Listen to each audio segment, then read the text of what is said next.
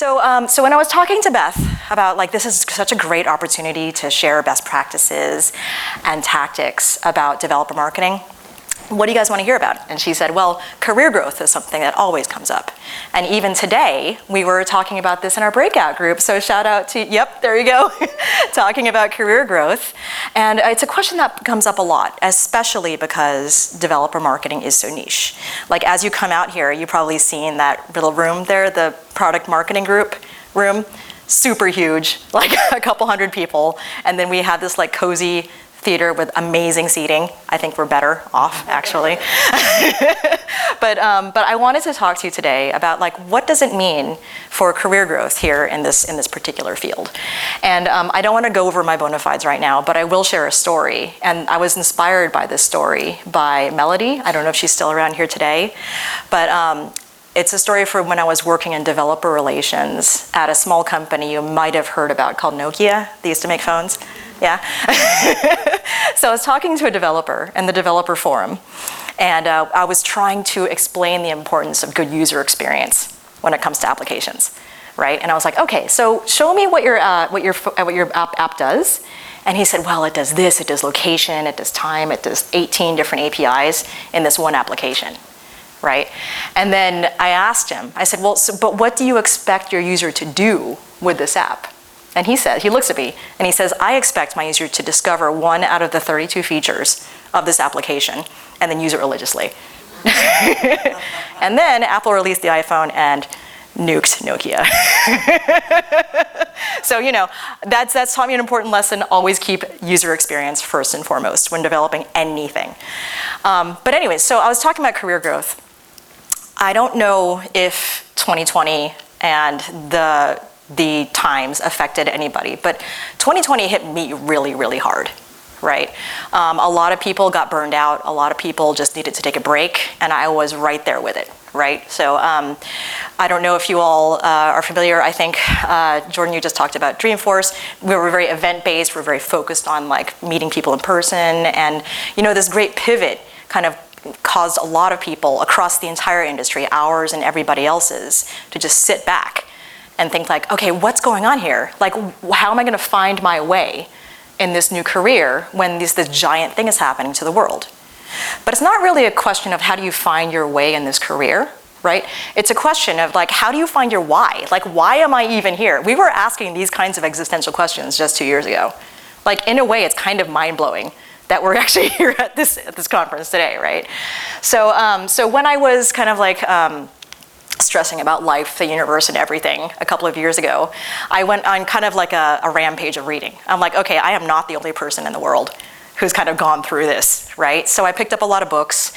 One of the books I picked, so it's not just, this happens to everybody in every industry around the world. The French have a word for it. I don't speak French, so anybody who speaks French can just correct me. I think it's raison d'être. Anyone? Please correct me.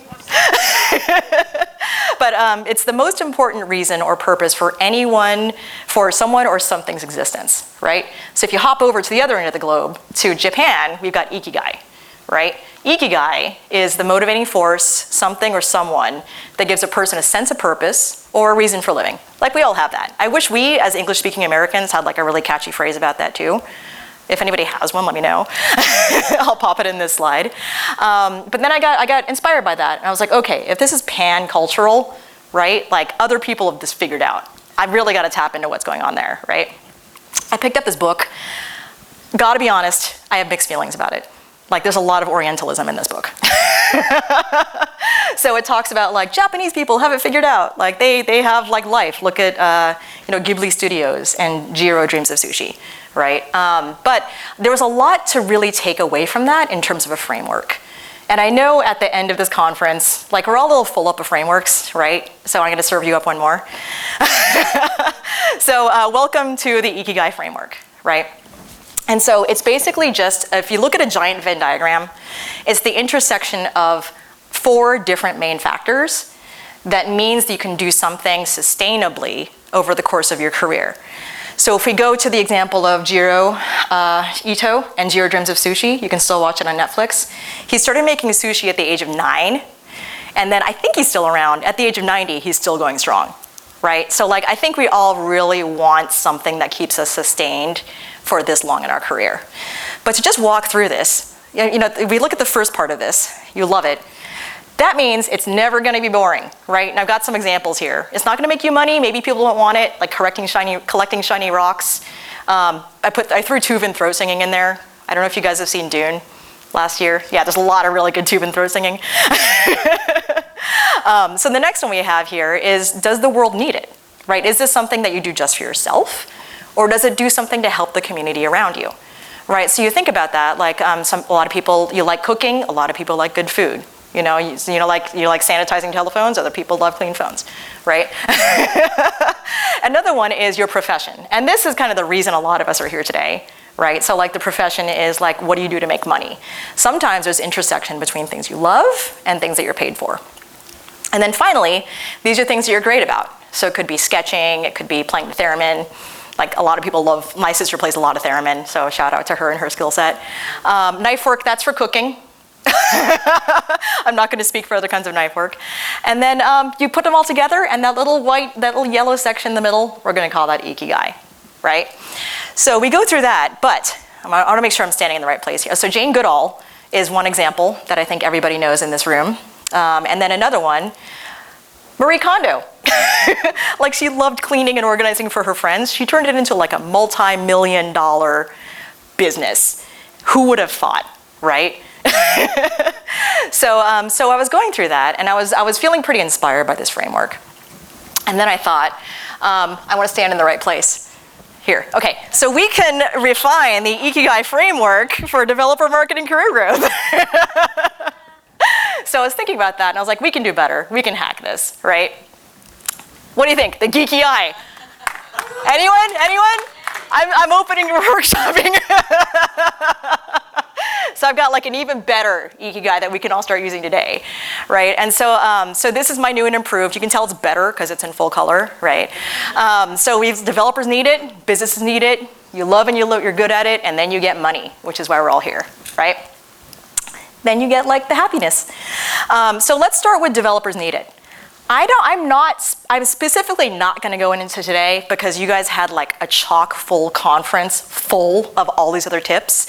Like if you want to know anything about webinars, if you want to know anything about like frameworks, you got them coming out of your ears. You know, these sessions are all recorded. You can refer to them. If you have specific questions about how it worked in places like when I was with Nest or Salesforce or Google or whatever, you can talk to me afterwards. But let's just assume for now, you've got a lot of tips about developer stuff. Right? But in general, then you go to, but I will say, when it comes to developer stuff, there's a really great survey that Slash Data does once a year called the Developer Nation. Who here knows about this? Anybody? Good. So what they're saying is, when they released their study at the end of 2021, they were saying that there were 26.8 million developers around the world, right? At the end of 2030, there's going to be 45 million developers, right? So that's pretty much a step change on the number of developers.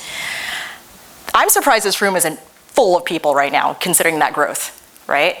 And I was talking to Richard, there you are. Richard over at the amazing Catchy agency. He mentioned to me that developer marketing really accelerated and their number of projects tripled. So like, if you're in developer marketing in general, I think you're going to be okay, right? Oh, of course, and if you do a good job. But which developers need what out of these 45 million developers in 2030, right? There's a shit ton of developers out there. So what I do is like, I want to give a shout out because you can't do this alone. I think we had a talk earlier in this in this day about the power of cross-functional organization that doesn't just work within companies. It also works in an ecosystem. Like we are part of a developer marketing and developer relations ecosystem. So here's just a few of the companies here. One of them doesn't really show up. It's called Calyx. Their logo is light yellow. It's hard to see. There's also many more. Content Lab couldn't be here, I think. They're also a really good agency for that. But the way that you really drill down into what developers you are talking to is you need to apply the filter of business need, right? So that's how you get your slice of who you're marketing to, right? But how do you get there, right? How do you get the business need to get to your addressable market? So what we do is we go to the next section of our Geeky Eye, and we talk about how do we figure out how businesses need what you need what you're going to deliver. So you need a process for that. And if you want something hands-on in tactics, like this is your happy moment in this presentation, because there's a couple of tactics. If I get dropped into a new scenario or a new job or a new role within a company, there's some things that I found to be like super successful in orienting me and aligning me with my primary stakeholders so that I can really deliver what people want. So the first one, I'm not sure if people here have heard of this, but it's called the career cold start algorithm. And it's by this guy named Boz. Right now, he's currently with Meta. He's been around for ages. Because he's with a large company and with a large organization, these large organizations get shuffled around a lot. And the pressure is on people, especially if they're managers or leaders, to just kind of get on that, figure out what the problem is, triage situations, and fix issues. Right? So he's come up with a way to kind of like figure out what's happening and start attacking the problems in order from the get-go. And so it's a really simple algorithm. So the first one is, it's a series of 30-minute meetings. Like we all work, we all have meetings. 30 minutes is not too much to ask for anybody, especially because you're new in role. Starting now. Thank you. So the first 25 minutes of this conversation is going to be, you roll up with your notebook, right? And just write and listen. And you say, what do you think I should know? At this point, you sent an invitation. You're saying, hi, I'm Arabella. I'm here to solve all your problems. You know, please give me your problems so I can solve them. You just listen. And if there's a phrase, if there's acronyms, I think you mentioned there's a lot of acronyms to know. If there's any acronyms or phrases, just stop the conversation cold and say, what does that mean? What does that mean? What does that mean? And just write. Like, this is not your time to like speak at all, right? For the next 3 minutes, you want to say, what are your biggest challenges? So what are the problems you're trying to solve? Right? And this is not just developers, this is everybody. And for the last 2 minutes, you have, who else should I talk to? And you know you're done when you have the same names over and over again. So this is kind of a self-limiting listening tour exercise. And that's really going to get you, just by matrix power alone, a full map, like a mind map of your stakeholders cross-functionally, right? So anyways, so I was looking at this and I was like, that's super useful, that's great. What if we made it for developer relations? So I have a new career cold start algorithm for developer relations. This name is also open for workshopping. So then this one is a tuning of that kind of off-the-shelf career cold start algorithm. And what I like to do when I come into roles, so recently I had adopted Messenger and Instagram in addition to WhatsApp. I like to talk to my stakeholders and I say, what are you working on for developers? Second question, how do you think developers benefit the business? And the third one is, what would success look like for you? So it's kind of a tuning, like take from these two as you will for what you think might be impactful. And then, what are your biggest challenges? It's a slight tweak that I've found kind of works for me. And the last one is, how would you like to connect from now on? Because what I've noticed when I'm talking to a lot of people across companies is people tend to have very strong opinions about how to converse and how to talk. And a lot of people just don't bother telling you what they are. So like some people love Slack, some people love chat, some people like regular one-on-ones, some people just want to be like tagged out in posts as an FYI. But you really want to, in order to be a good partner and a good cross-functional stakeholder, be able to just understand from the get-go and be clear on your expectations from the beginning.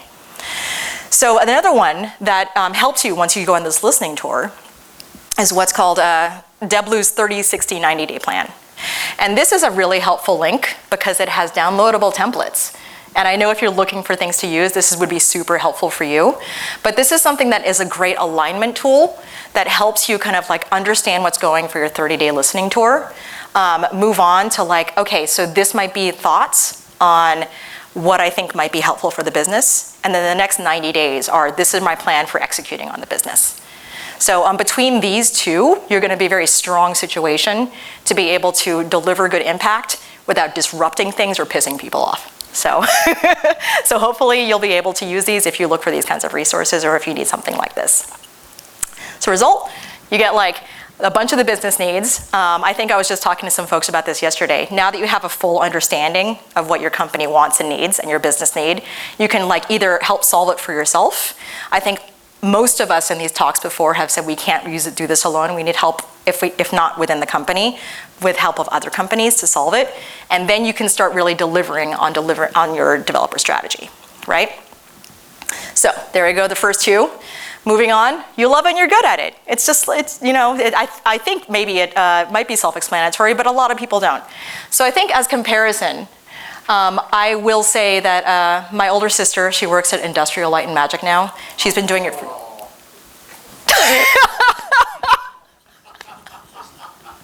I was not expecting that result. She's awesome. But she knew she wanted to be an editor from she was a little kid. Right, so she's 5 years old. She saw Star Wars. She's like, I want to work on that. How can you not, right? We'll take this off. We'll take this afterwards. I'm really curious why you did that. So how do you, well, actually Q&A, microphones are going here. So how do you know it, that you love it and are good for it? And this is something that I thought a lot about in the bad times of 2 years ago, right? And so one of the things, another thing, I picked up a lot of books, right? I didn't just pick up Ikigai, I picked up Flow. How many folks here don't know about Flow? All right, this is for you. So Flow, it's a notion that became popular a couple of years ago. And it's where you lose sense of time, you have a sense of ease, but you have challenges that you want to solve, right? And you're very active instead of passive. And that fourth bullet point got put in there because a lot of people just watch a lot of TV or TikTok and they're like, yeah, I'm in flow. I'm totally flowing through my feed, right? That's not how it is. You need to be engaged and you need to be active, right? So discovering the state of flow is something that like maybe you've been busy and you just haven't had a chance to discover your flow yet, right? So there's a few different ways that that I've used and I've heard other people use to discover your flow. The first one, take a sabbatical. Not everybody can do that. Take a vacation. So, but here's the funny bit about taking a vacation and trying to find your flow through a vacation. There's a bit of psychological research that was done, I think just last year. And they found out that, no, you can take too much time off, right? The brain actually gets really upset with you if you take more than 5 hours a day of what's called discretionary time. So you can't flip the table and nope out because they'll still be unhappy afterwards. So I thought that was fascinating because I mean, especially during the time of the Great Resignation, right? I think a lot of people just figured like, oh, I'll quit my job because I'm unhappy. Like, I'm really curious to see if there's follow-up research to see like how these people are doing nowadays. But and one thing, like, okay, let's say you're on vacation or you're like working and you want to find your flow. Have you all heard of bullet journaling? Anyone? Oh, we got some fans. So the fascinating thing about bullet journaling is it was the entire notion was brought up by this guy named Ryder Carroll. And he was a product manager with ADHD, right? And he was forgetting things, he was feeling frustrated, and he was trying all these different apps to kind of keep notes on things. And he realized that he just needed a piece of paper and a pen. Right? And so he just logged everything that was going on in his life, everything that he needed to remember. And then at the end of the day and at the end of the month, he would actually audit all the things that was going on in his life. And he'd be like, these things make me happy. These things give me flow. These things make me very unhappy. I will do less of these things in the future, right? So I thought that was really fascinating. You don't have to do it for very long. If you look on the internet, it's gonna be a scene. So like, this is too elaborate, right, for 99% of the population, right? This is what you see if you just Google bullet journal and you're just gonna be like, you're gonna nope out of it immediately. This is usually what it looks like in practice. So if you wanna Google it, it's called functional bullet journaling. This is actually, I'm not gonna show mine because I just didn't bring it with me, but it's just, this is a software developer that just kind of logs all of this stuff. And you can see like everybody has their own unique code. But in this one, he was kind of identifying the things that gave him flow, right? So the other thing that helps you find your flow is what's called mentoring. Another way, of course, is also menteeing. But since I've been around for a while, I tend to talk more about mentoring because I think it's really undervalued. I've mentored with several different organizations over the years, and there's a huge pitch, right? So I think one list I found, I was mentoring with the organization called Women Unlimited, lead mentoring, and when they were pitching mentoring to me, they had this huge list of like, okay, this is what mentors get out of it, right? The dirty secret is you'll actually learn more about yourself as a mentor than when you're actually like giving other people guidance. Mentoring is super fun. If you haven't done it yet, or if you think you haven't had enough experience, just jump into it and see. I'm sure you have more experience than you know. The dirty secret number 2 of mentoring, it feels wonderful. There's nothing quite like helping other people when you don't really have skin in the game and just being altruistic and helping others along in their career.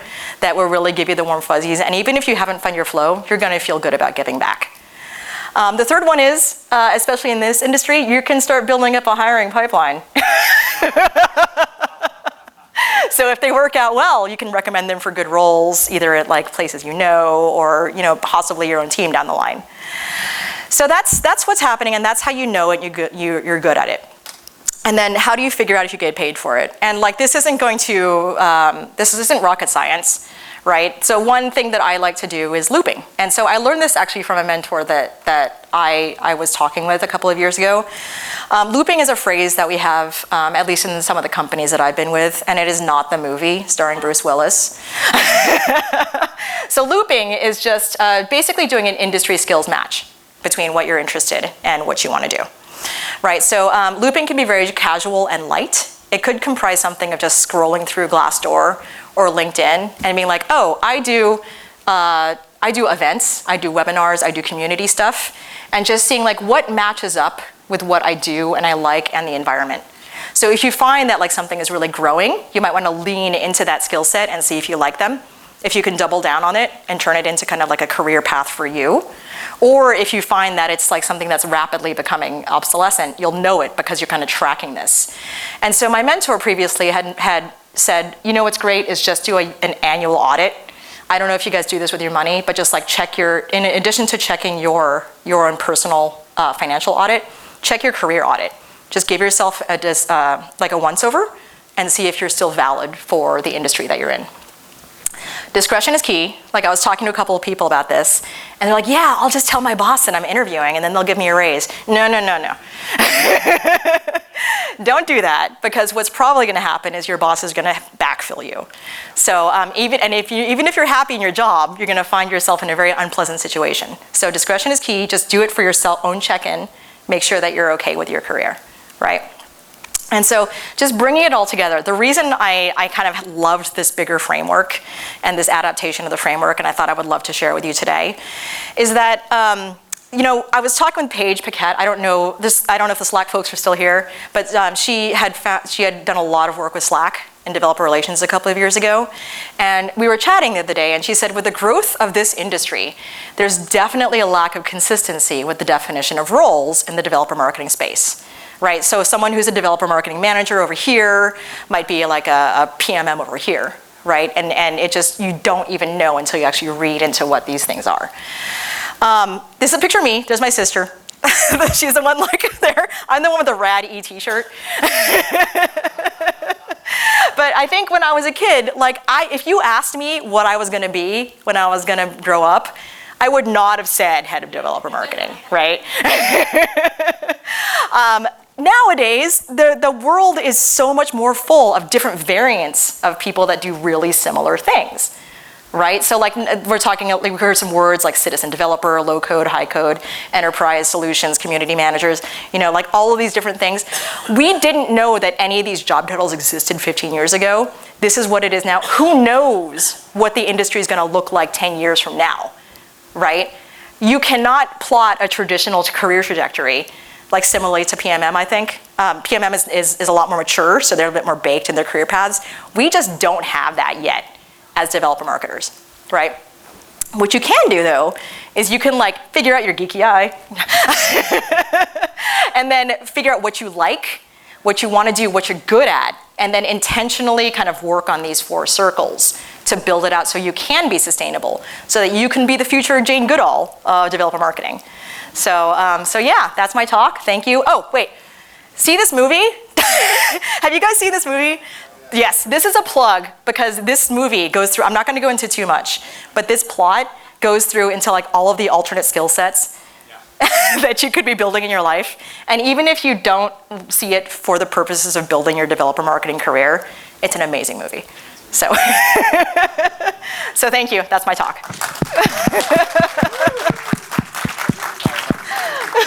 All right, do we have any questions? I heard that you wanted a mic up there. So Oh that yeah, you what's you up could with ask the a ILM question. thing? So what happened, we got on this morning, we were talking about, so today you may not know it's Star Trek Day. And so we were talking about Star Trek. Oh. Hello. Yeah, so you may not know it, but today is Star Trek Day. And so me and Jeff were talking about it, and we started talking about Star Wars. And then we started talking about ILM. And then there's a documentary that was just released on Disney Plus on ILM.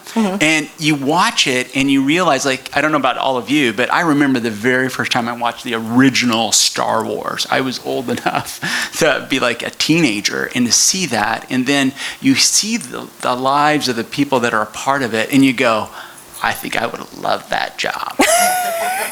So that's kind of why he and I responded at the same time. I love it. Anybody who was at that age as a kid and said, I want to be a developer marketer at 8 years old, come talk to me. DevRel, I didn't even know it existed, right? All right. All right, any other questions? Great, that was totally inspirational.